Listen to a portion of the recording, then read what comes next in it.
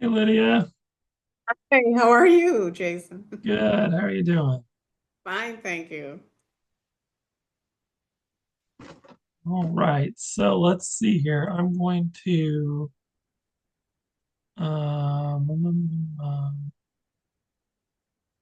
let's see. Multiple participants can share simultaneously. Okay, so on the bottom of your screen, hopefully there's a button that says share. Yes. So let's Uh, test that out. oh, okay. You can share if you have your, Do you see anything yet? it's loading. Yes, I do know. Okay, Yep. great. Well, here it's not as pretty and Hollywoodish as I want it to look, but it's almost there.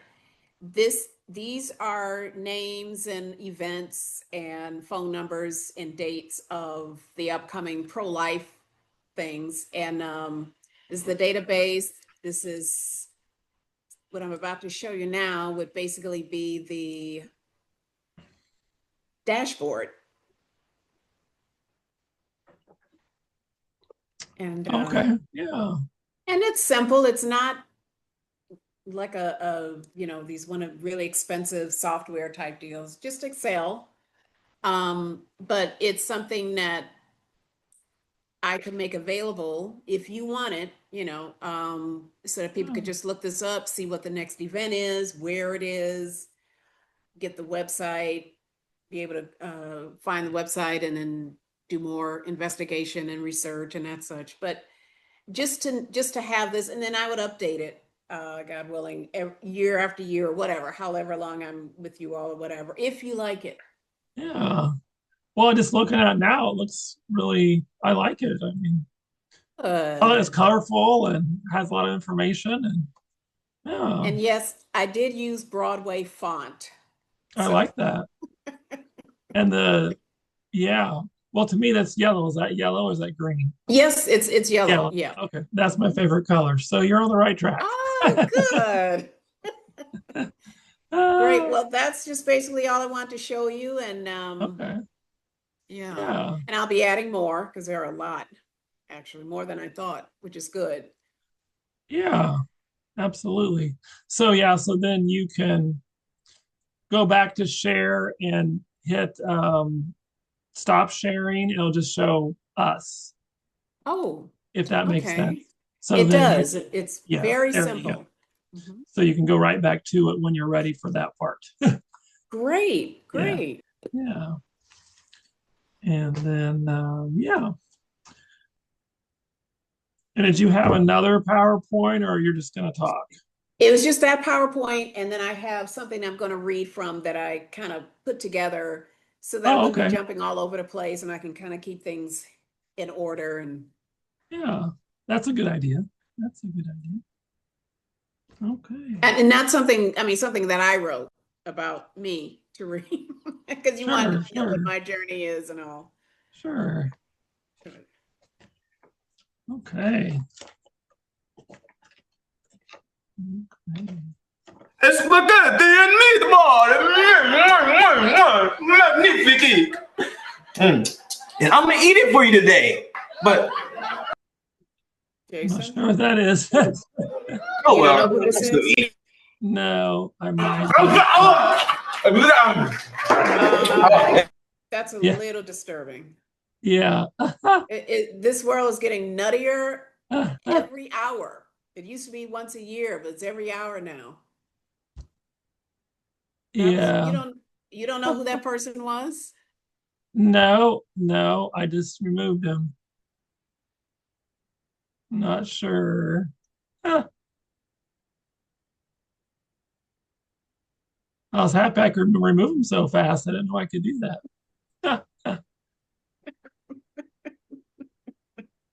That was odd. Wow. Well, that was. Now we have some real people. Hey, Susan. Hey there, how are you? Good. We have a couple spam people here. Sorry. Uh,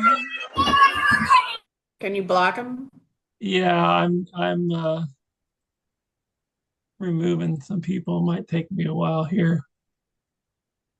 Oh, Hey, if he wants to pretend to be a chicken, more power to him, but yeah. not in our meeting. Yeah, we have other things to talk about here. Hey, Simon.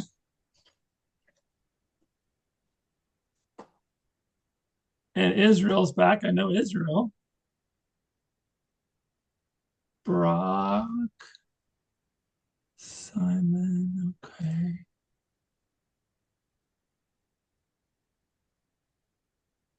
All right. Judith. I know Judith.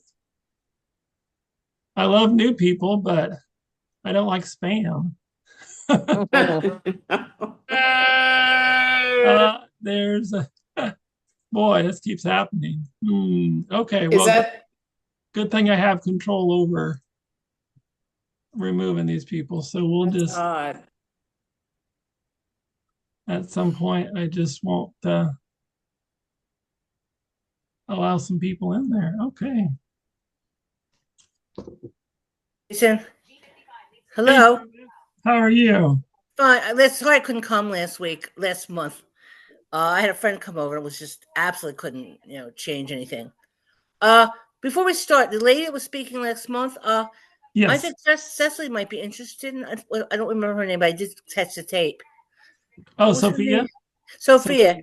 Huh? I'm in a Jewish pro-life group. I'm thinking Cecily might be interested. Could you? I don't know how to get her information to her though. Unfortunately, the Jewish holidays are coming up. I'll ask her and then I'll get back to you if she's interested. Maybe you can send her information.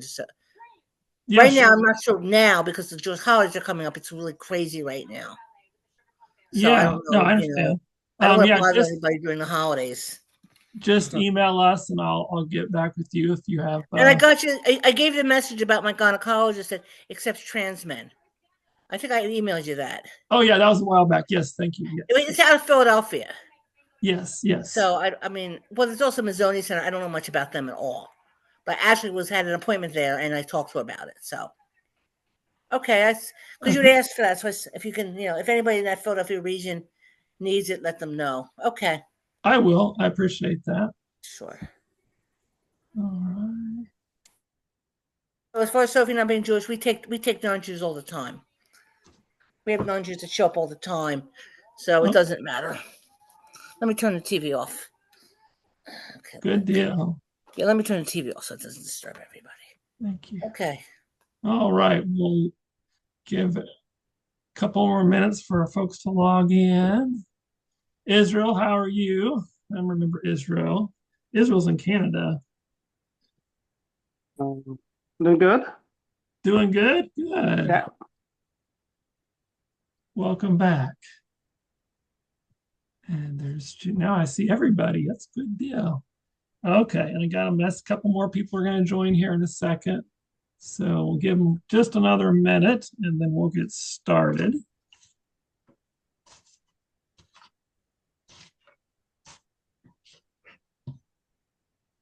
Okay.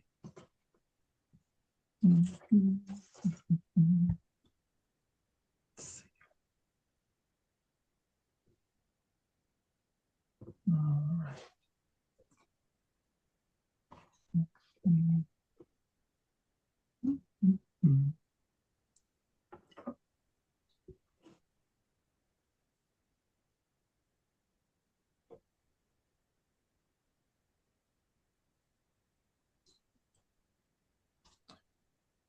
All right, we'll go ahead and get started. And there's a couple more people join us, and we'll be respectful of everyone's time. Thanks for joining us tonight. Um, Lydia is our newest board member. And so we try to let all of our board members have an opportunity to meet the rest of our group and give kind of an open-ended talk, whatever led them to the pro rainbow group is kind of where we start off with, but also it's going to be personal and everyone has their own stories. And so it's always neat to hear how you got here, So, and then at the end, Lydia said she's very comfortable taking questions, and everyone has any comments or want to share a little bit about their own journey, that's all right too. So, without further ado, Lydia, are you ready? Yes. Okay. And I'm sorry we've had a couple of spam people joining us, and so I can remove them, and I'll try to regulate that real fast once I know what's going on. So I Oh, that's apologize if that fine. happens again. That's So fine. That's not your fault. yeah, Well, okay, go. hello. Good evening, everyone. Thank you, everyone, so much for allowing me to talk to you for a while. I really appreciate it. Before I continue, I would like to briefly mention the souls we lost 24 years ago during the September 11, 2001 attacks of almost 3,000 people, many of whom were fellow Americans. I would like to mention the many souls who died in the ensuing years as a result of helping and rescuing others on that day back in 2001. Of course, I would be remiss to not mention the loss of a fellow American, Charlie Kirk. Some of you may have already heard of his passing. He was killed yesterday, September 10th, as the result of an assassin's bullet whilst he was setting up his debate session at a university in the state of Utah. I am grieving over this young man's death. I'm 62. He was only 31 years old. But Charlie Kirk was a powerful influence on millions of people around the world, including myself. In regards to his stance against abortion, his lifestyle of conservatism, as well as his take of our culture as a whole, conveyed his views with the use of well thought out discussions. He had such an ease with the art of conversation. He was quite comfortable and able to talk or debate with anyone. He was about dialogue and not war, not violence, the opposite of what the shooter did. Let's talk, let's reason together and see if we can work out something together.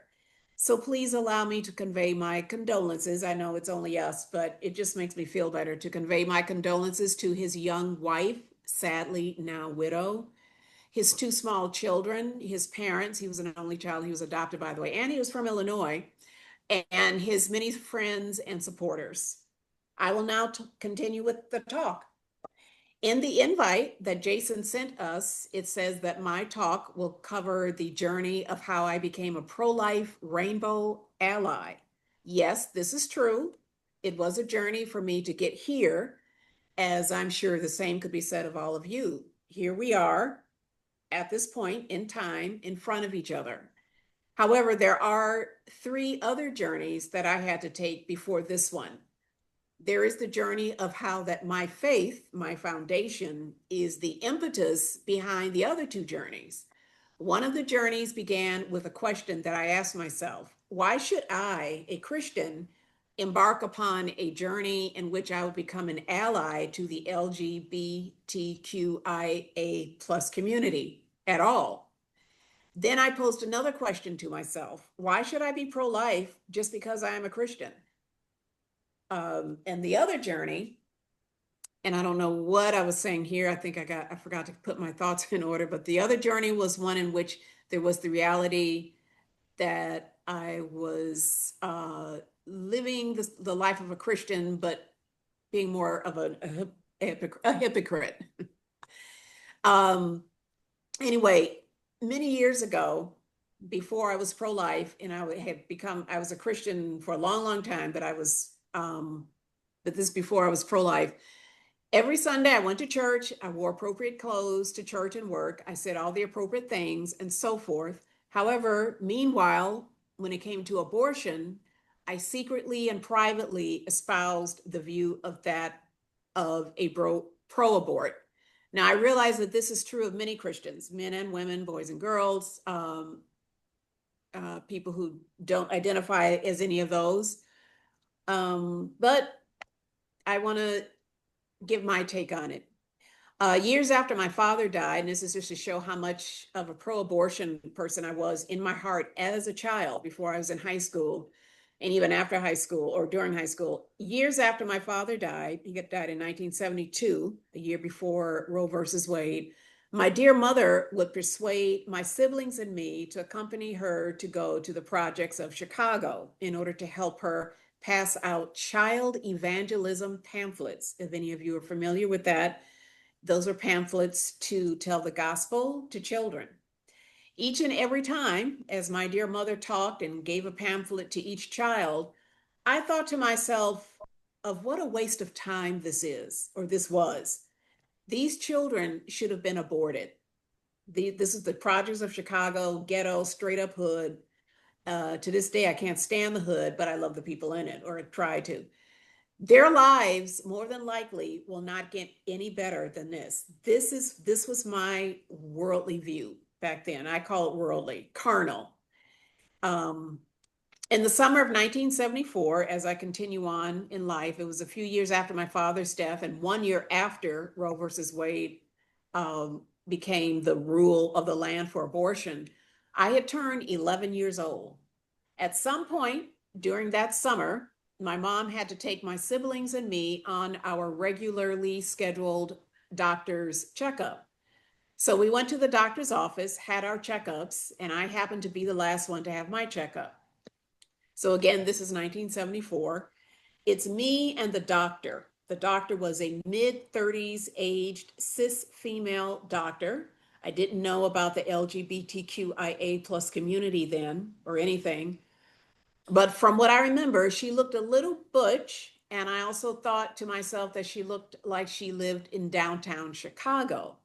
Now, back then, that was really considered bourgeois. It kind of still is, sort of.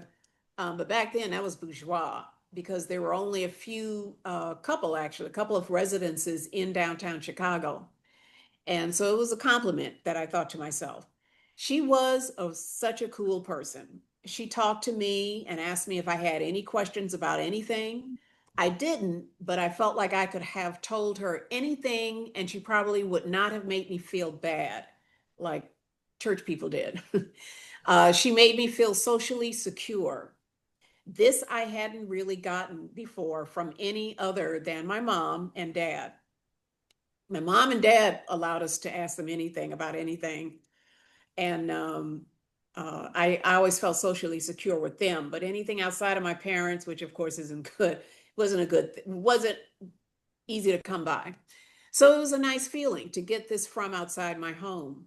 Well, interestingly enough, it was in that moment when she and I had developed a rapport that this doctor, female doctor, which by the way was very impressive to me in 1974, female doctor, it was the coolest thing. But this doctor brought up the discussion of an unwanted pregnancy and me getting on the pill. At 11, I stayed quiet from that moment on. I continued to make jokes that made her laugh. And indeed, I did make jokes and she did laugh. And it was a nice time. But as far as answering questions like that, I just mentally removed myself. I felt so uncomfortable. And in the ensuing years, I thought about that brief, nice, non harmful encounter. It was a pleasant memory for me for many years after that. But it was so very puzzling. I figured out years later that this really cool cis female doctor was trying to get me on the path to take birth control pills, even starting as early as 11 years old. Unfortunately, this thought plant almost came to fruition for me because as I grew older, I became more of what they call today a modern woman, the kind of woman that a lot of heterosexual guys disdain and do everything they can to avoid. They even moved to another country. So in the next 20 years or so, while I was in this modern woman mindset, it was my desire to get to a point, especially financially, that I would not need no man. So that used to be my mantra. The traditional view of marriage was becoming outdated, I thought. I felt like there were already too many people in the world, and I actually conveyed the same thought to a new father just after he had announced to us that we were at a party that his wife had just had a baby a few days earlier. And I chirp and open my mouth and say, well, we have too many people in the world already. I was kind of an a-hole. But anyway, unfortunately, this was me. And by the way, I know that The view of marriage has changed. It's opened. It's very different now compared to 1974. But obviously, well, I shouldn't say obviously, even though I have been living literally in the gay community for a number of years, I've worked in the gay community. I'm not jarred when I meet two men who are married or two women who are married. It's not a big deal to me. In fact, I fought for same-sex unions so that same-sex couples could enjoy the same benefits as heterosexual couples, and they wouldn't be screwed over, especially after, God forbid, the death of one of the partners. So just to put that disclosure out. So anyway, unfortunately, this was me. This was my mindset. Whilst I was so-called ensconced in my faith, I continued to hold that evil, the evil being abortion itself, and then the evil of supporting it in my heart for quite a while. That period of time was like from the late 1970s till I was in, I don't know what happened. Is that Till I all? was, can you hear me? Yes, yes. Okay, and it sounds normal? Yeah, we had a little echo for a moment. It's all right now. Yeah, I don't know why. That's weird. Okay. It's okay. If everybody else can just mute their mics, then Oh. people are hearing it on the other Oh. ones in the call. Yeah. I thought I would find out later, late tonight. Okay. That period of time, the late 1970s, all of the 80s, and then 80s were my college years, but I didn't do anything in the 80s. And then dipping into the mid 1990s, that time lasted until 1994. So it's about 20 years. It was in that year, late at night, while watching a television show, that something changed in me. Conviction was brought to my heart about my support of abortion. Excuse me. It took an atheist and a former abortion clinic owner, she owned 3 of them, in being used by the universe to change my life's trajectory. To me, the universe is God, but I like to just, I don't know. And it changed my life's trajectory forever. Among the many valid facts that were presented on that show, there was one fact about abortion in particular that did this to me. Was that one fact a photograph of an aborted child, you may ask? No, it wasn't.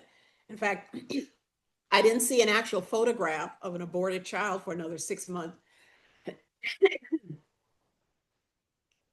Excuse me. After this episode had aired,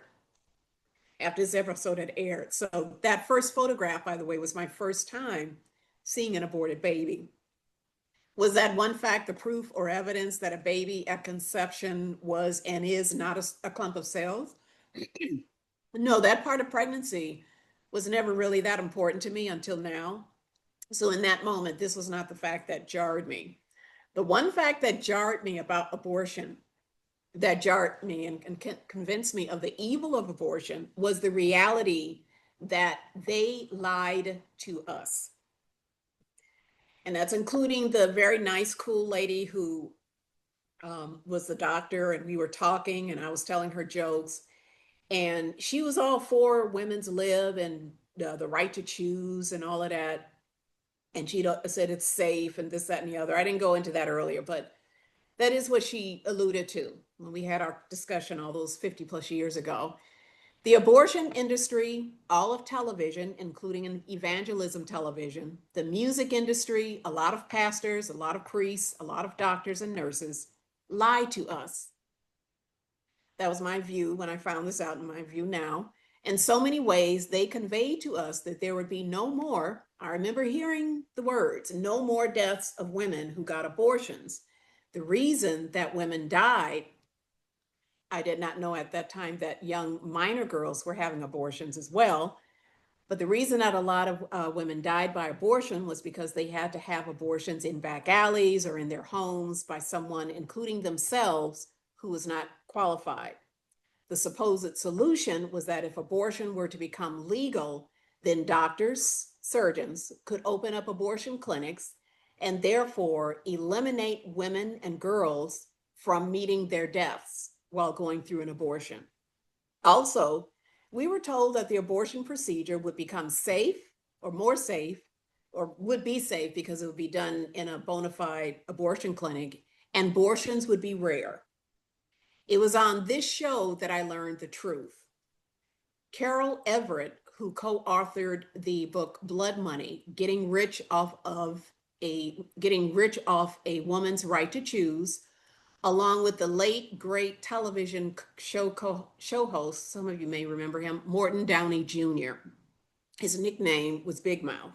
He was born, by the way, December 9th, 1932, and he died March 12th, 2001. Actually, today is September 11th, remembering 9/11, and he died just like one day short of 6 months before 9/11. Anyway, and on his 1990s show, the Morton Downey Jr. show, together, the two of them brought me the truth about this aspect of abortion and the abortion industry.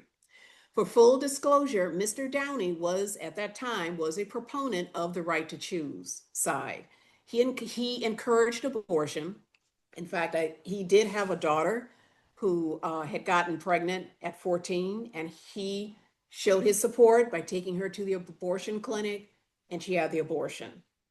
And during the time of this show, he thought that that was the right thing to do. Actually, it's interesting because years after this show, he became pro-life and he turned to religion, which is interesting. And then years after that, he died. It was a well done show.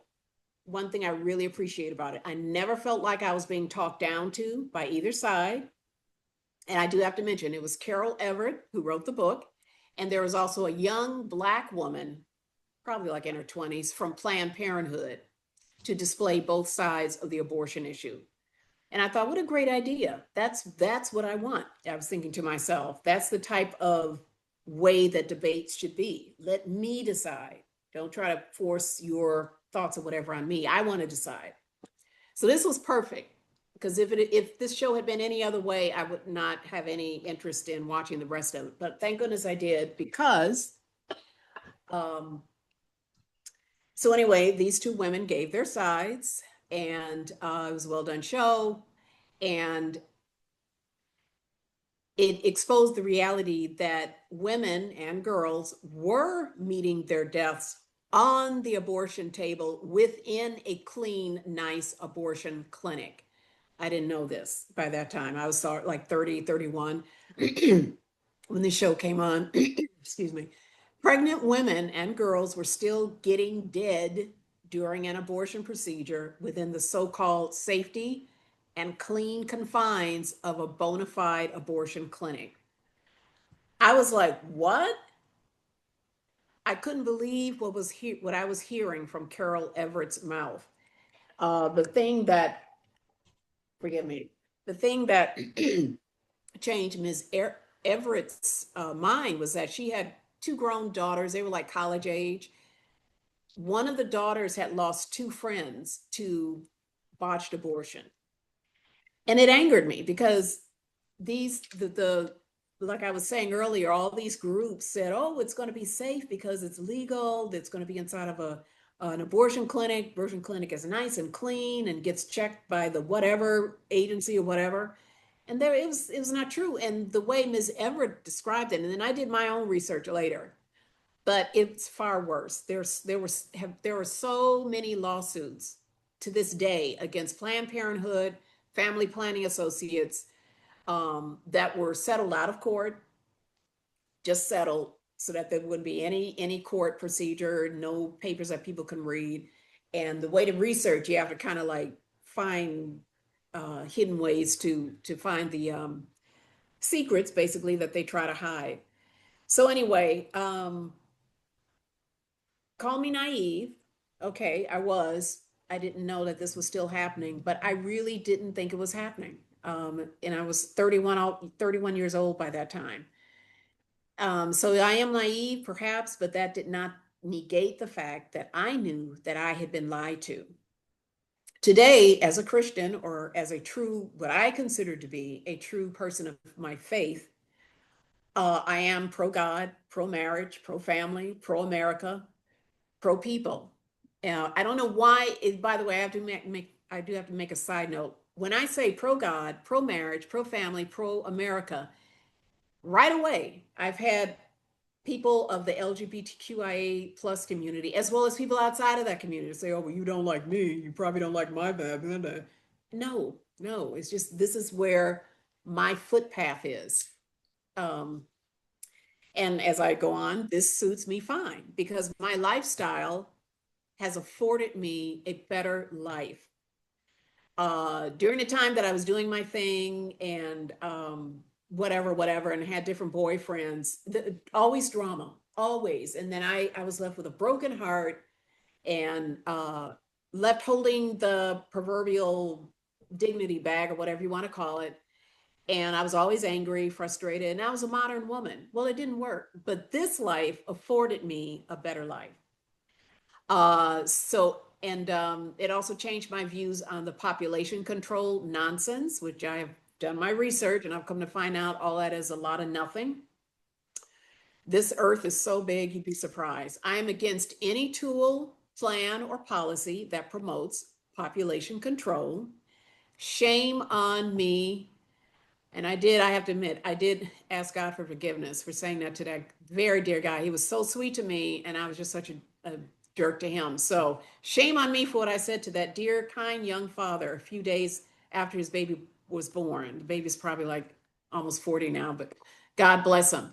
Also, a side note, I had every intention of getting on the pill, going back to what the female doctor had encouraged me to do. There were 3 different times in my life, and they were years apart, that I had the opportunity to get the pill and to not even have to pay for it, or some kind of insurance I had would have paid for it. Each of those 3 times, something non-life threatening always happened, and it impeded me from ever getting the pill because I just thought, okay, I'll just whatever. I had bigger fish to fry. Years later, I realized what a blessing that those roadblocks came about. I have never been on the pill nor any other artificial contraception except one, but I've forgotten the name of it, so I won't. And then for me to describe it, they'll be hell to pay, so never mind. To me, being a Christian as it should be, and this is my personal opinion, is a package deal.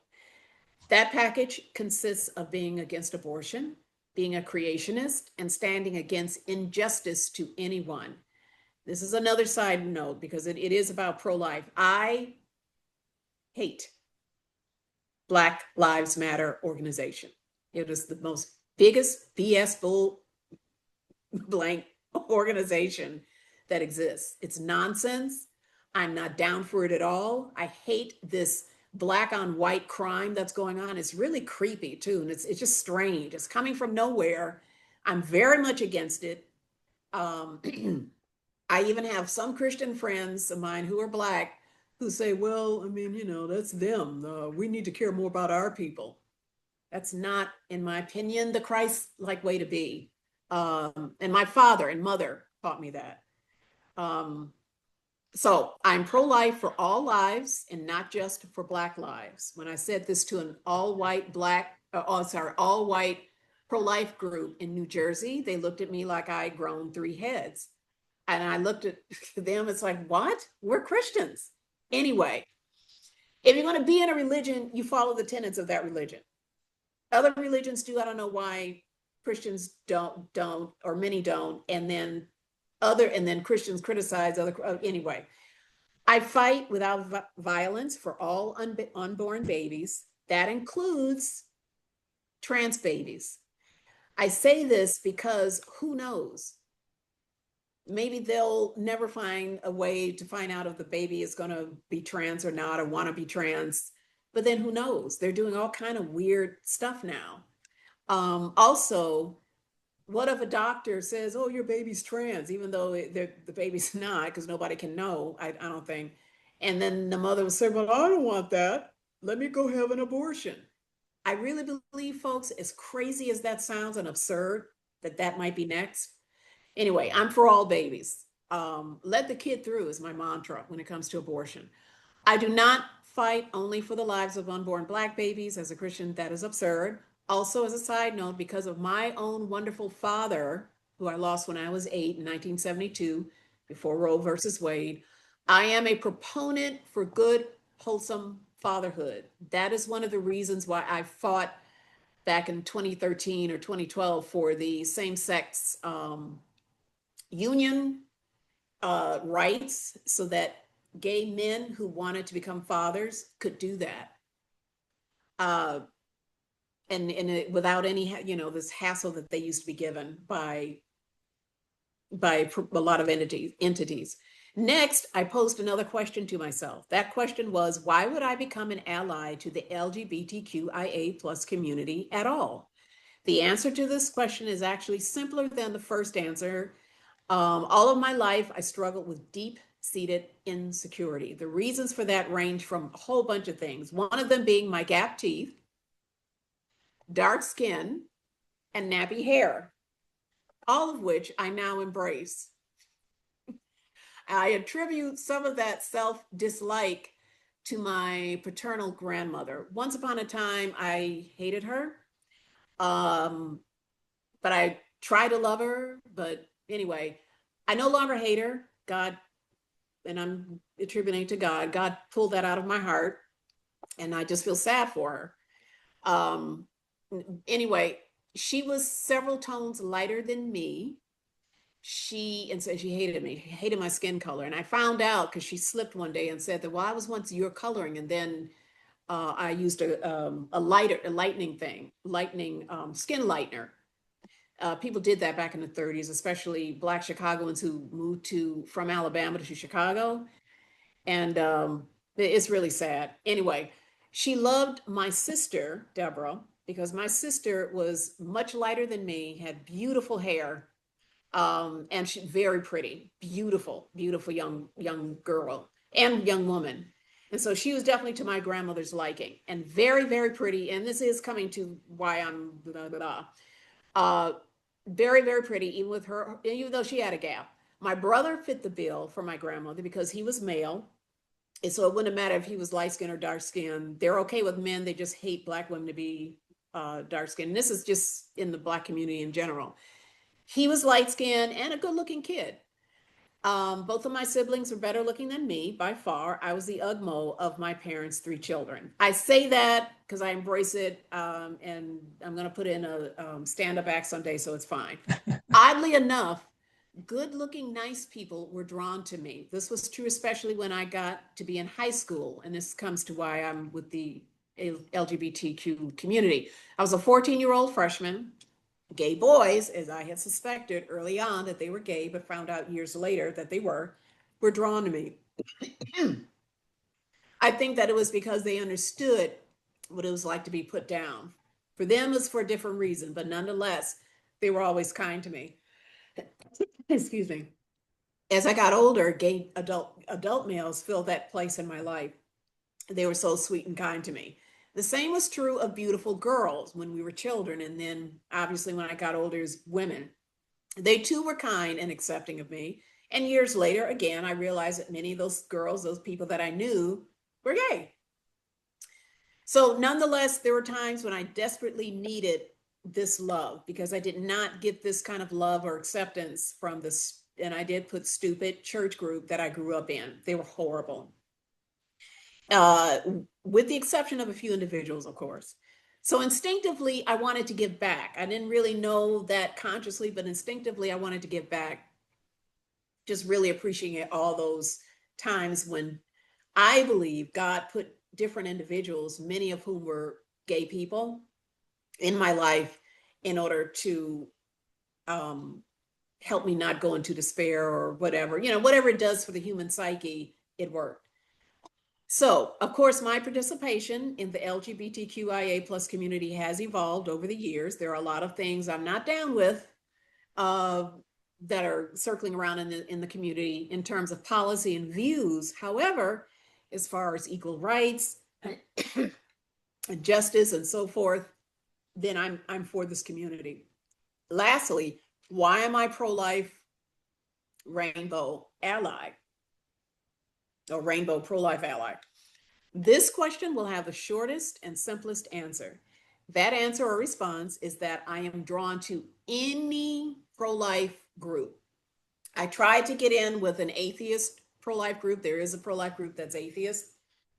I can't remember what happened. I may have not been able to have the time to give them to volunteer like I thought I could, but that was really the only reason. The way I found out about this group and then just an LGBTQIA plus pro-life group at all was at a March for Life event over 20 years ago. I think it was 2002 or 03. I saw the former name of this group or the acronym of this organization, excuse me, on a sign, and I was intrigued. I have to admit, all these years later, that I was too scared to go and talk to you folks. I know it wasn't you all, but it was the previous people. I was afraid that the people that I was with would have had harsh criticism for me. So I waited to contact you much later. Years after my first contact, here I am at your service. And that's the end. Hello, hello. Thank you. Hello. Thank you. Thank you. That was wonderful. Ooh. Okay, wow. And perfect timing, perfect timing. So now we have time to interrogate you.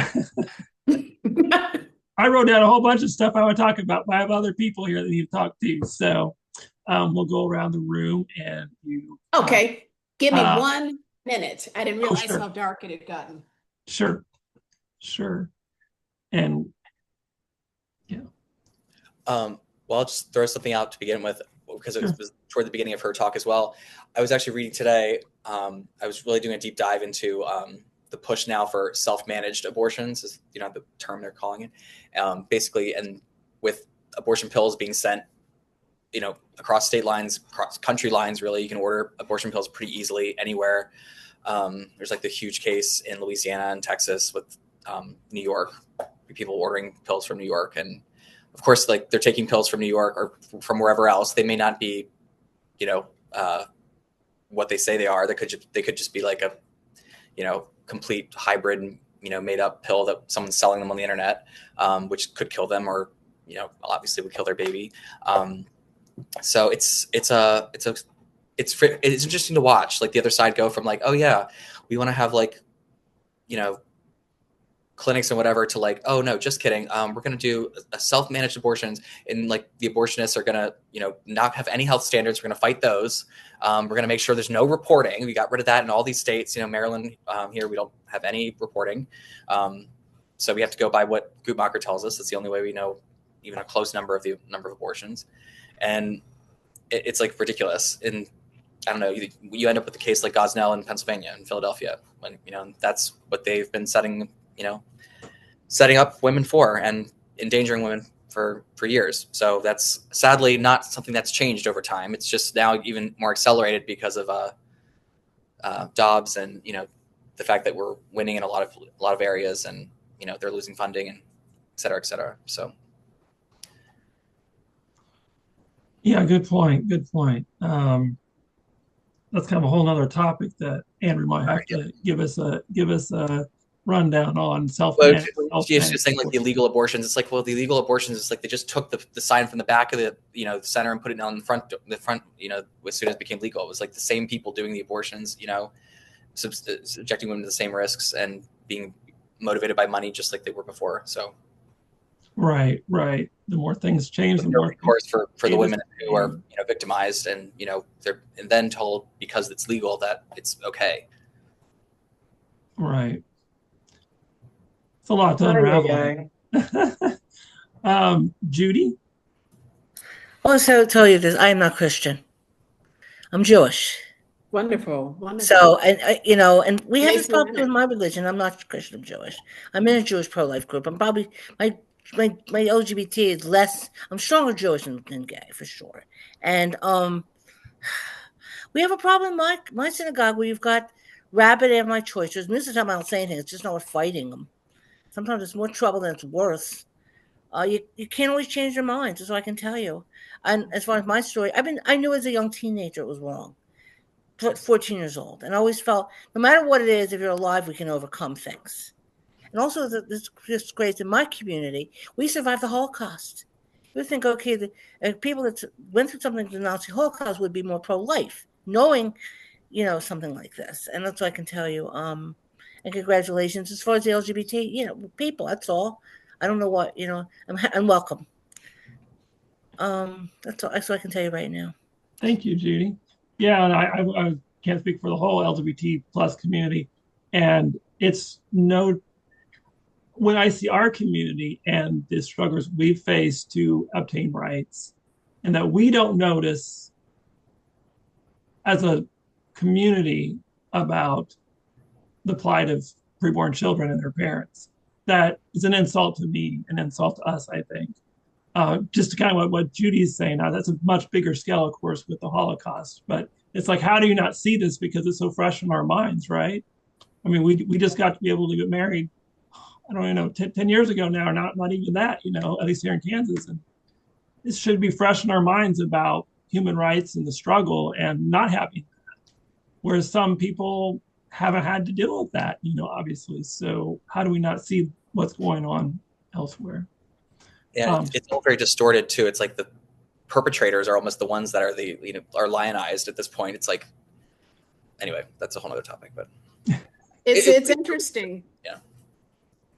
Go ahead, Lydia. I'm just going to say, Judith, it's interesting that you mentioned Judaism or alluded to that. My mom, this is back in the late 50s, early 60s, right after my parents were married. She was adamant about going to Mount Sinai and not Michael Reese or Cook County, because back then she had heard about how a lot of the doctors who made deliveries at Michael Reese or Cook County were also doctors who did abortions. Now that was like hush hush, but she had heard that by word of mouth, and she was just hell bent on not having any doctor that had ever done abortions to touch any one of her babies. So she went to Mount Sinai, and she had all three of us. She had two miscarriages, and then my older sister, myself, and then my younger brother. But we were all at Mount Sinai because most of the doctors at Mount Sinai were Jewish. And at that time, most Jewish doctors were known to be non-abortion, against abortion, most of them. And so most of them worked at Mount Sinai, and she went there, and a really nice man. Obviously, we met him years after we were born, but he was a really nice guy.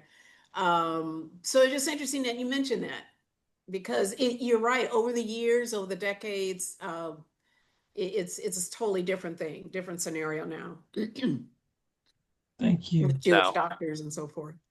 Michael? Yeah.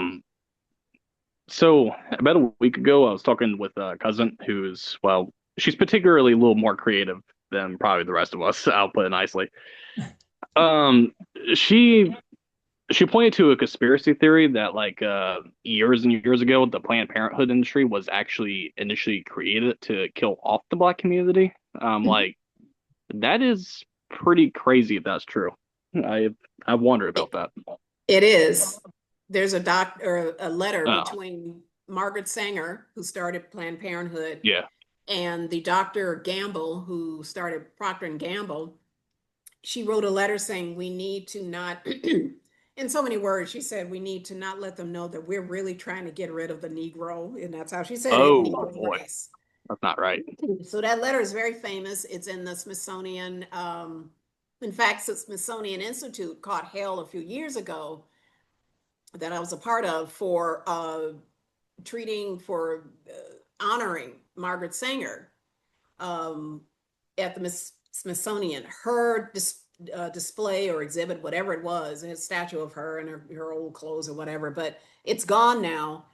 And it angered me as a pro-lifer that they would honor a woman who started Planned Parenthood, the biggest money-making... for racist reasons, too. Yeah. Well, that's one of the good, very racist. One of the good things that came out of BLM, I guess, that you mentioned, because Planned Parenthood took down the Margaret Sanger Center in New York, in Manhattan. Is like the center that she founded, the original Planned Parenthood, and they took her name off of it now because they're so embarrassed by her. I think they've also changed the name of their award. It used to be the Margaret Sanger Lifetime Achievement Award, was The the Maggie. highest award you could get from Planned Parenthood. Yeah, the Maggie. The Maggie Award that Hillary Clinton got. Yes, right, of course. Yeah. You know what? She also hated Jews as well as Afro Americans. She worked with Hitler to try to eliminate the Jewish population. If you also look at the Jewish population, a lot of these abortion clinics are built around Jewish neighborhoods.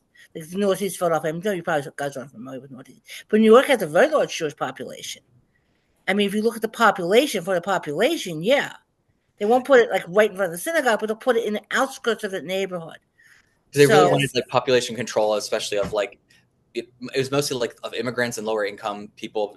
Well, you had a lot of the Jewish immigrants. A lot of Jewish immigrants from Russia and Eastern Europe were coming, and then there were also African Americans were in the mix. But then there were also Southern Italians. Were in basically whatever immigrant group was the lowest on the totem pole at the time. That was what the sort of eugenicist movement wanted to get rid of. And then of course World War II happened. After that, the movement was really stained after, obviously, because it was taken to the most extreme level. I mean, they still kind of putter on, there's their ideas are still around. But it's not as explicitly racist in the traditional sense as much as they just really thought I think it is. Could purify society by eliminating poor people. They could eliminate poverty by eliminating poor people, or just eliminating diseases, or crime by eliminating people who commit crimes, or populations that are prone to, it was. I have heard but they failed, and we need to move on from it because if it's actually fulfilled to the letter of what they're saying. It's honestly still as racist as it ever was, because my daughter was Hispanic, right? And I'm what you would consider I guess a poor white guy, right? And her family's logic, well, originally it was a him, it turned to her, but still her family's logic, right, was that I'm poor, right? So therefore we should abort the kid because it'll be bring a bad life. I'm like, what kind of backwards logic is that? It all feeds together, and the big picture today is plus my situation is, I guess, abusive, but well, it is. Sorry, I'll let you talk. It is abusive, but everything we're saying here is abusive, and regardless of what Planned Parenthood says today, they take off the Maggie Award, they do that, the result is still the same. A lot fewer Black people, a lot fewer disabled people, a lot fewer poor people. That's who they're after. That's their target audience. That's who they want less of. That's some prejudice stuff. Well, yeah, but the results are still the same, regardless of whatever crap they're shoving out to the community today. There's an idea I wanted to pitch to everybody, right?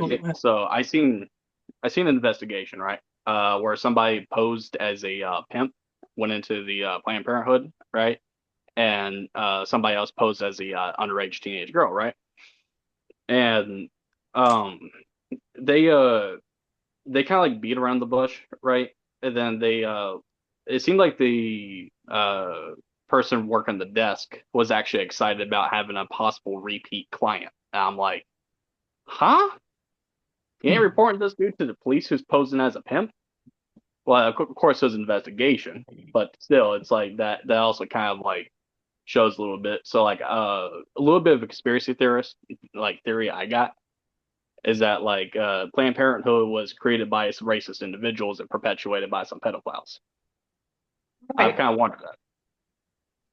Margaret Sanger, I have to admit, my religion has made me more interested in people like Margaret Sanger, who I consider my enemy. But then when I read about their life, how they grew up, I start to kind of think, okay, all right, have a little more compassion than I did. She kind of had a very interesting life. She had all kinds of lovers. She had an open marriage. We're talking 100 years ago. And one of her lovers was H.G. Wells, not to mention, not Dr. Gamble, but one or two really big moguls of the oil industry back then. She lived a very interesting, sexually prolific life. And the groups that she listed that she considers as human weeds, well, the group that she comes from, she was Irish, poor Irish, had like 12 kids or maybe more than that. Well, that was one of the groups she mentioned that should be eliminated. And it's like, huh? Dang. So anyway, I feel Thank sorry you. for these people after a while. Yeah. And just add one more because it come to my mind here, and then we have to move on to other folks here so they can talk. Even a broken clock or Planned Parenthood broken clock was right. They were pro-life for a very short time in the 60s, at least some of the clinics. If you, Andrew probably remembers, they said abortion ends the life after it's already begun. They actually had this in their literature. One egg plus one sperm equals new life. They actually has this. You can look it up online. For a Wow. very short time, of course, this was prior to Roe and everything like that. But in the 50s and 60s, they tried to be pro-life, or they were just aware of science for a very brief time. Look up, just add to the mystery here of this organization that can't get anything right. But PBS just had a great Okay. documentary about the eugenics movement. They didn't go all the way and like make the sort of the final hit on like, you know, and this is what it's doing today, and this is the like inheritance of the movement. But it's pretty good as far as the history. If anyone is interested, I'll put it in the chat. thank you. Yeah. Susan?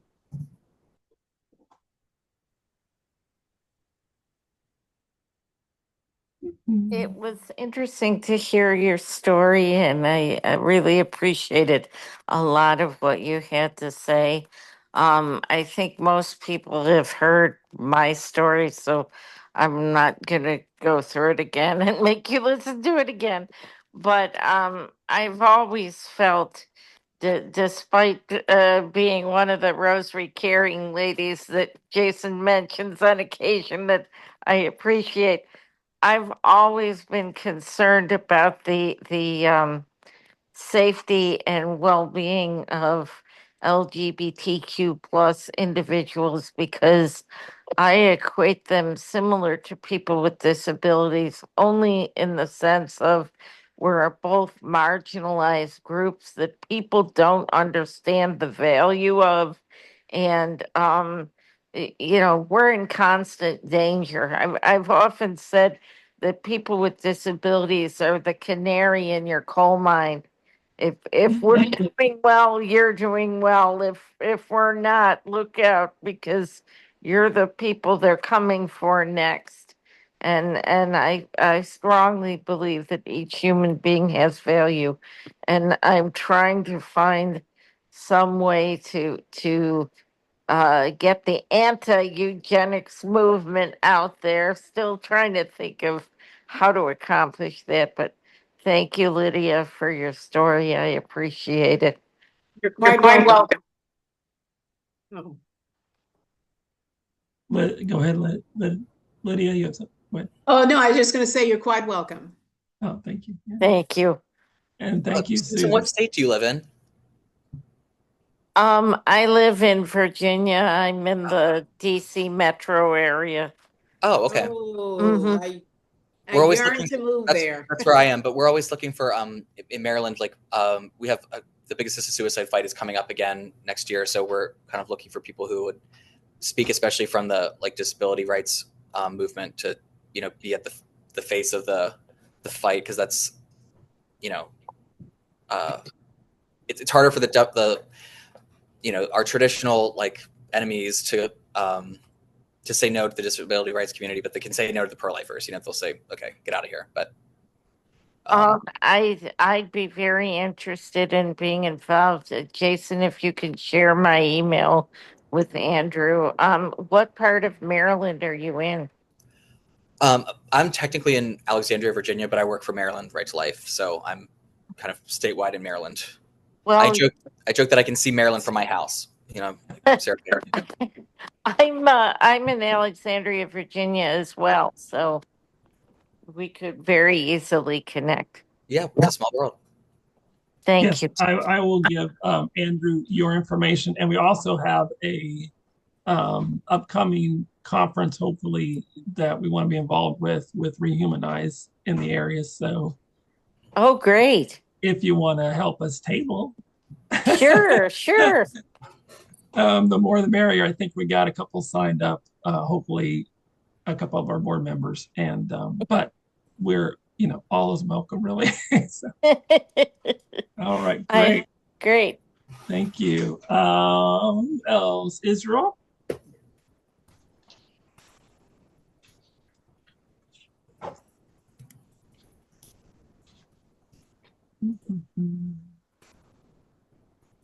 I see Michael mentioned Canada. So you have to, Israel's in Canada. So you have to, if Israel's there. Oh, yeah. Talking about the sister suicide. Yeah. I talk about a lot of stuff. I tend to use a lot of words. That's okay. All right. Maybe Israel may have a difficulty. We'll come back as Israel's a question. And Leah, would you like to share anything?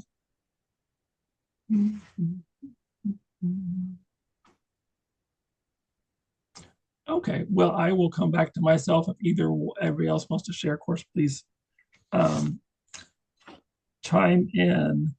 One thing Lydia said that I thought was interesting, because when you were deciding, Lydia, you were on your path, and it's easy for us to, I know for me to get too focused on just telling people, okay, here's right and here's wrong. This is, but you said just to be, I don't want to put words in your mouth, but to be alongside you and to give you the options and to show you there's this and there's this. And that was more of a comfortable scenario. And I guess if we could do that as a alternative pro-life community, maybe that would be a good start. Does that make sense, Lydia? I missed that whole thing.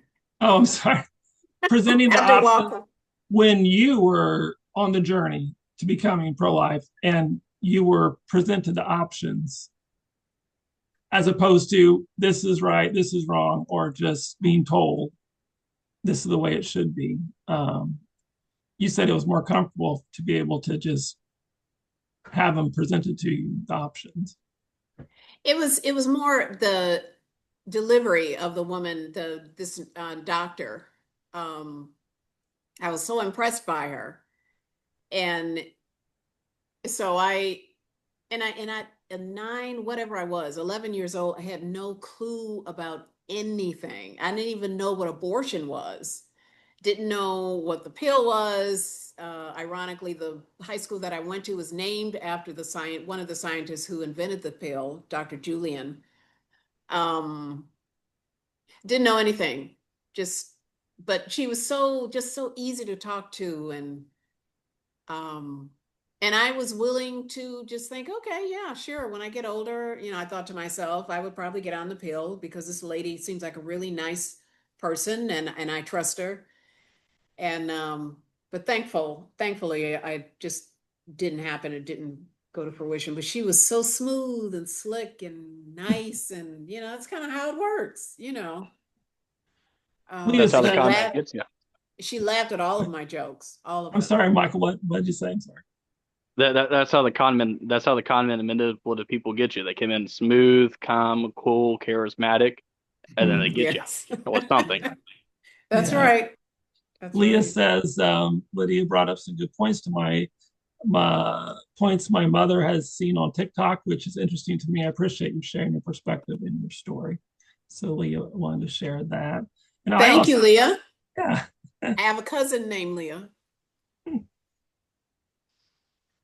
I Leah, was, Lydia. yes, it's close. By It's the way, neat. you do not have to be Jewish to be involved with Jewish pro-life. We've had non-Jews come all the time. So I don't Okay. have the information on hand, but you can look it up. Cecily Rothman is the leader. I don't know we're having one this month because it's near the Jewish holidays, so I have no idea. It's usually on a Okay. Sunday night, though, and I often can't make it. What state are you in? I'm in Pennsylvania, but we have people from all Oh, over. She sent us materials for the Maryland State Fair, so we had those out at our booth. It was Cecily, yeah. Oh, wonderful, wonderful. yeah. I'm just letting you Absolutely. know, they don't care. We've had non-Jewish people come all the time. Oh yeah. Yeah, so We had it's a couple fun. All right. Jewish volunteers with our group, so they Probably know. I I placed my meant to. Gmail chat because I would like to actually start I wouldn't mind attending a few of those Jewish pro-life events, right? Yeah, just kind of in support of you. All right. And Awesome. Michael, go ahead, Andrew. I'm sorry. I was going to say, by the way, you had mentioned Carol Everett's book, Blood Money, and Yes. it is actually available on Amazon. A used copy is $1.91. Wow, it is old. It's about 30 years old. Yeah, So 1992. But I mean, if anyone wants to read that book, it's $2. So go crazy. yeah, it is a Wait, good what's the book. book It's a again? good read. It's called Blood Money by Carol Everett. She's Oh, I believe she was from Texas, but former abortion Yeah, she's from clinic worker. Texas. Yeah. She gotcha. owned three abortion, I forgot to mention, three abortion mills or clinics, and she became a millionaire. So And then That's cool. her life turned around and she sold every scrap of furniture, all of her clothes. She burned some stuff, sold all her houses, sold the businesses. And it was she kind of left herself hanging out there for a while, but she loved it because it was all blood money, she said. And that's another thing that really, really got me to change my mind about abortion. And I was going to put up this picture of this little baby. Once Uh, upon a time, I used to, just like so many pro boards do, just say, this child would be better off not being alive because of Down syndrome and so on and so forth. Oh yeah, anti-human. But all I of had that is gone I from had a me. case at the Maryland State Fair. We were there the last 3 weekends, and a school teacher from Baltimore School District, like a I don't know elementary school teacher, comes up and was telling me like, there's too many kids in the school system. We just got to get rid of all these kids. There's too many of them. I'm Oh like, my God. you're a teacher. Yeah, anti-human Like, over there. job security first of all, but like also that's just horrifying. Like, what if your parents, your students were like standing right behind you? Like, would you really want? Was that the message you really want to send? It's like It's maybe like terrible. fix the education system. Maybe that's the fix, not like get rid of the kids. Yeah, Side yeah. note. it's terrible. We're actually facing a population collapse here shortly. Well, right. Well, I just saw an article. yeah. The fertility rate is the lowest it's ever been. Yeah, we're there. We're just about there. And the testosterone level of like a 35-year-old man of today is far lower than that Heard of testosterone level of a reading is 6-year-old old actually boy from 1924. Yeah, that is true.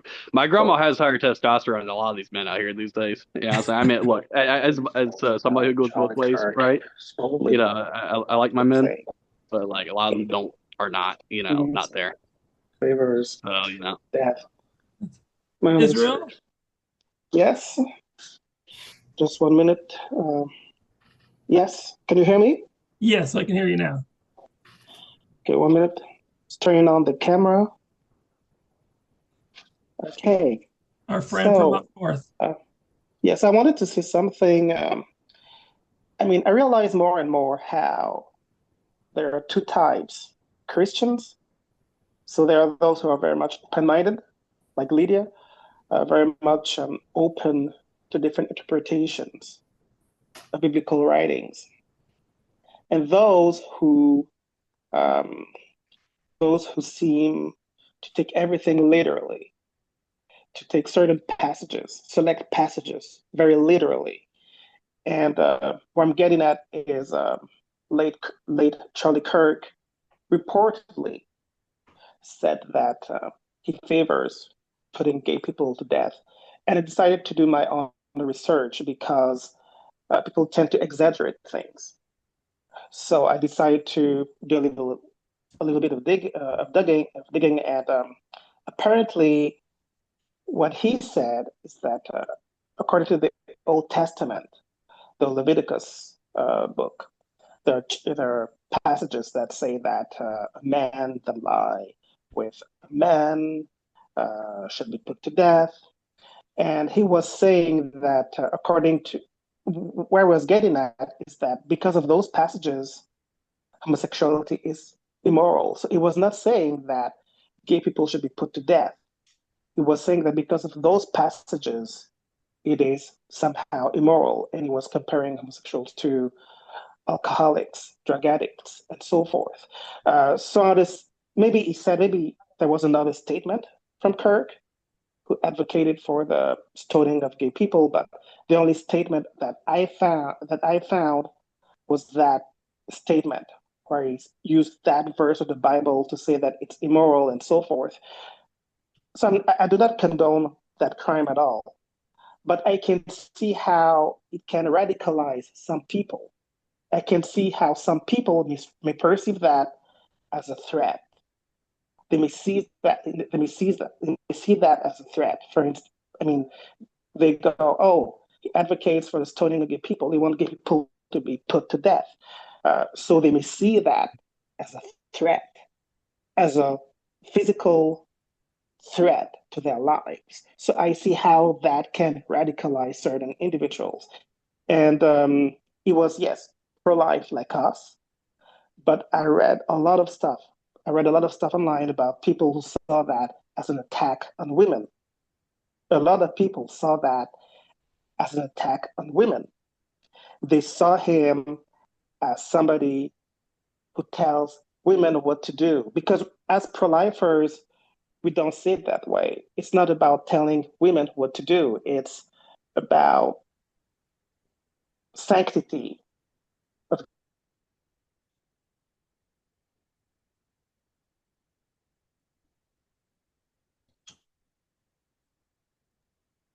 Israel froze up. Oh no. Was there a question or a comment or He feel was making. radicalized sometimes. Oh, there we go. There you go. And He's there. okay, and one more thing.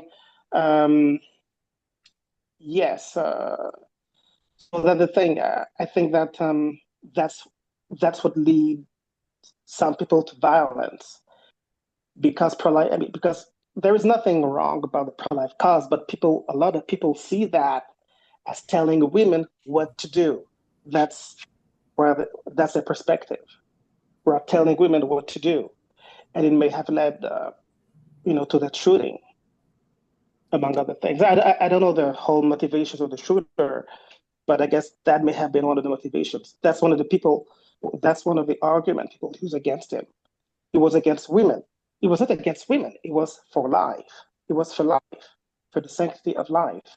But people see it as being against women.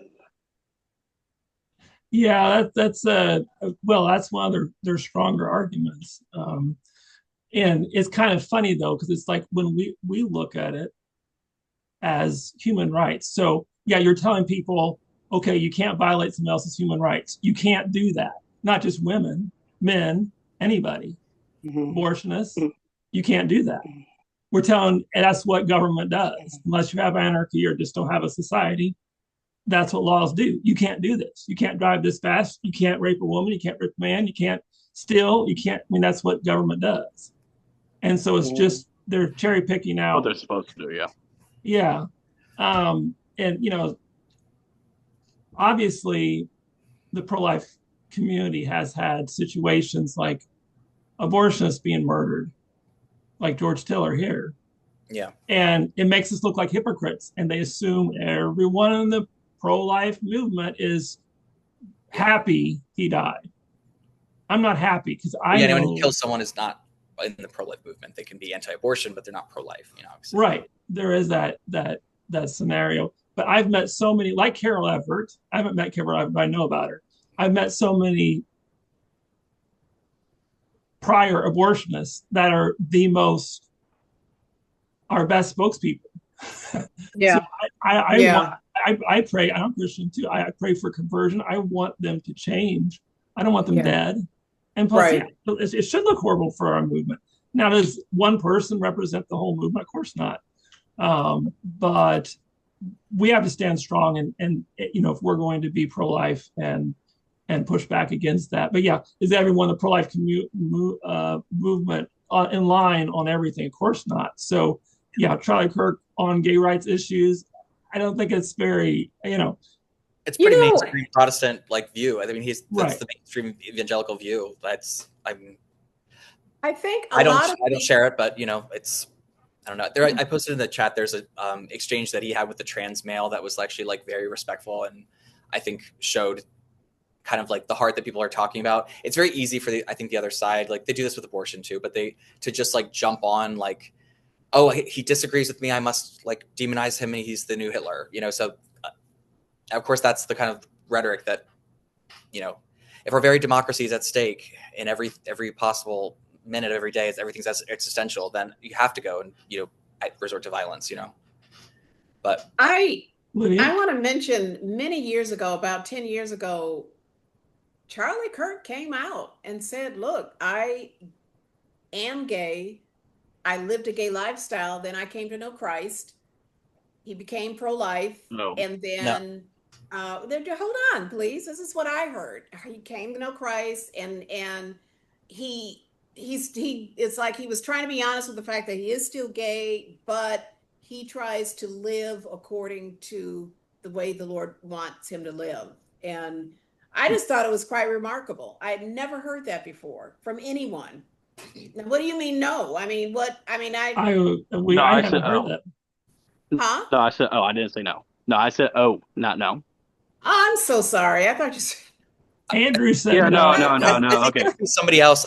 That might be somebody else that was conflating stories. I think. I'm so I mean, sorry. I thought you because said no. And I just thought it was so his wife, he has wife and impressive. kids, and Very impressive. yeah. But I mean, isn't it his own Oh, I want to mention interpretation? something else, Isaac or Israel, to what you said. Um, I wanted to say that Charlie Kirk always mentioned that it's in the Muslim religion, as many of us know, the Sharia law. That's exactly what they do with homosexual men and women. They kill them. That's exactly what Mhm. they do. And Hmm. yet, a lot of these leftists, Democrat, whatever, don't want to listen to that because for whatever dumb reason, they're on the side of the Muslims. I guess because it's I so agree. far from Christianity. Yeah, But that's he some true stuff right always, there. yeah, but Charlie Kirk always made it known they are for Sharia law. They want to bring many of them who are very powerful, have a lot of money, want to bring Sharia law to the United States, which includes killing all gay people, which they think that's what we want to do, and it isn't. So I just want to mention that. But I I have a. just want to Oh, I okay. just want Oh, to No, no, no. Go ahead. Go mention ahead, Israel. something. Um, what I want to mention is that you say that Charlie Kirk said he was gay, and then he turned to a heterosexual lifestyle because that's what the Lord wants. Uh, I mean, that's his own interpretation of what Jesus wants. Jesus Okay, never said yeah, anything about it. Jesus never said anything about homosexuality. That's his own okay. interpretation. I He thinks that that's what the Lord wants. I mean, okay, he wanted to I remember him mentioning that he did want to be a dad so badly, like my dad. And by the way, my dad was gay. He came out to my mom in late 1950s South. I've said this before. But anyway, there are men who know they're gay. Maybe they've had a few flings, hookups here and there, but they want a normal life, quote unquote normal. I mean, that's not normal nowadays, but there are a lot of men and women who are still like that. They want wife, husband, children, come home, have a traditional thing. Yeah. But some gay people don't believe because it's controversial because sometimes I speak to other gay people who don't believe, well, those people are exclusively homosexual. They may be gay in a sense, but they're not exclusively homosexual because they're like, I will never be able to do it with somebody of the opposite gender. I will never be able to do it, even for whatever reason, even if I were paid to do it, I will not be able to do it. So I don't see how those people are actually gay. They see those people as more being bisexual. So it's a bit controversial. I mean, okay. I have some prior roommates and some stories, but anyway, we won't go there tonight. Um, that are living our and coworkers that are living the straight life, and I can say I don't know if they're straight, but they're living a straight life, just like Lydia said, and they have kids and families, and that's the life they chose. It's an interesting world out there. It I just want, is. if I don't mind, we'll wrap up here. But I did want to ask Lydia because, and pardon me, I was born in 1973, so I don't really quite understand the environment that was taking place when Roe v. Wade and abortion laws were being changed, other than reading and stuff. But the perception I get is that, or society's perception was that it was this rare, unusual thing that could happen that we're going to leave these exceptions. Like, for instance, obviously, Jane Roe from Roe v. Wade was raped or supposedly raped until she says she lied about it. Yeah. But these very rare, unusual circumstances where there might be, and Kansas legalized abortion in 1969. We were one of the earlier ones with New York, Colorado, and some of the other losers. Yeah. But it seemed, just reading what they were talking about, it just gave me the impression that, like, oh, there's going to be like 5 abortions a year in Kansas because of these rare, unusual circumstances. Can you just give us a little insight of how you saw things? I know you were a child, but during that time, like, what were people realizing there was going to be 1 million abortions a year? No, people thought, okay, we're going to have very much fewer abortions because Roe versus Wade came out, came the rule of the land for abortion. So now we'll have nice, clean, like I was mentioning, nice, clean abortion clinics all over the country. But they'll hardly ever be used because abortions will be rare. Um, and there won't be I heard the words, no women will die anymore because of the clean, safe abortion places. I remember hearing that. Mm, I know I was only 9, but no. And there's an actual article, you can look it up, in New York, where they legalized abortion, I think in 1969, or anyway, prior to yes, Roe. in different And parts, yeah. and they had more women dying from legal abortions than the illegal ones because they had both. They didn't allow just Yeah. anything there. And it was very perplexing to the medical community that you'd have more women dying from illegal abortions than the legal ones. Yeah. And Also, Bernard, I'm sorry. no, go ahead. No, go ahead.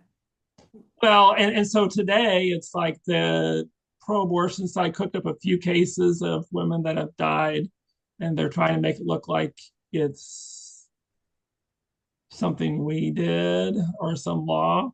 I haven't seen anything that's convincing yet, but even so, it's been a handful of cases.